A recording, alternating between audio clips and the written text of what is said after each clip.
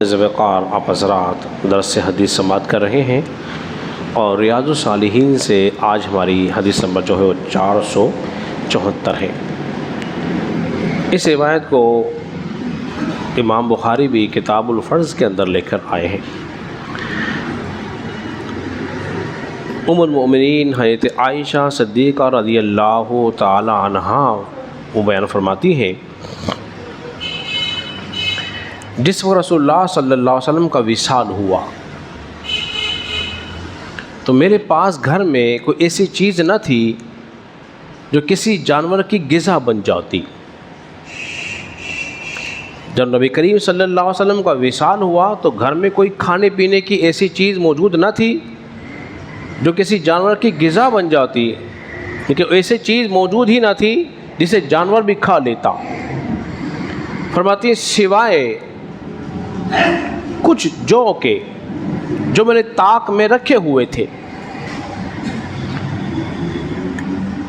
وہ تھی، اور میں اسے کھاتی رہی، پھر میں نے اس کا وزن کر لیا تو وہ ختم ہو گئے۔ حضرات محترم ذرا غور کیجئے، اس حدیث مبارکہ کے اندر نبی پاک علیہ الصلوۃ والسلام کا زہد کی عمدہ مثال بیان کی گئی ہے کہ آپ کے زہد کا عالم یہ تھا کہ دنیا سے جا رہے ہیں، گھر میں کھانے پینے کی اشیاء موجود نہیں ہے، مال و متاع موجود نہیں ہے سوائے جو کے، اور جو میں ایسی برکت تھی آپ کو گمان ہوتا تھا کہ یہ شاید آج یا کل ختم ہو جائیں گے، لیکن ایک وقت تک وہ استعمال کرتے رہی۔ ایک دن انہوں نے ان جو کو نکال کے وزن کر لیا تو وہ اس کی برکت جو تھی وہ زائل ہو گئی، ختم ہو گئی۔ حضرت ابو ہریرہ رضی اللہ عنہ بیان فرماتے ہیں، میں رسول اللہ صلی اللہ علیہ وسلم کی خدمت میں حاضر ہوا۔ اب ایک اور مثال آپ کے سامنے پیش کر رہا ہوں۔ تو میں حاضر ہوا اور چند کھجوریں میرے پاس تھی۔ نبی پاک علیہ الصلوۃ والسلام نے چند کھجوروں کو لے کر ان کے اندر برکت کی دعا فرمائی اور فرمایا ابو ہریرہ اس کو اپنے توشے دان میں رکھ لو۔ فرماتے ہیں میں نے اس کو اپنے توشے دان کے اندر رکھ لیا۔ جب مجھے ضرورت پڑتی میں اس میں سے ہاتھ ڈال کے نکال لیتا، کھا لیتا۔ وقت گزرتا چلا گیا، زمانے رسالت کی بات ہو رہی ہے۔ فرماتے ہیں زمانے رسالت بھی ختم ہوا، ابو بکر صدیق کی خلافت کا وقت آ گیا، وہ وقت بھی گزر گیا۔ پھر اس کے بعد فاروق اعظم کا زمانہ آیا، فرماتے ہیں وہ وقت بھی گزر گیا۔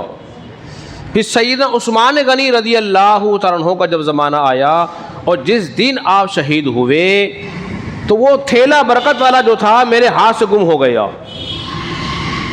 وہ تھیلا میرے ہاتھ سے گم ہو گیا، اور سب کو افسوس تھا اس بات کا کہ سیدنا عثمان غنی رضی اللہ تعالیٰ عنہ جو ہیں وہ شہید ہو گئے ہیں۔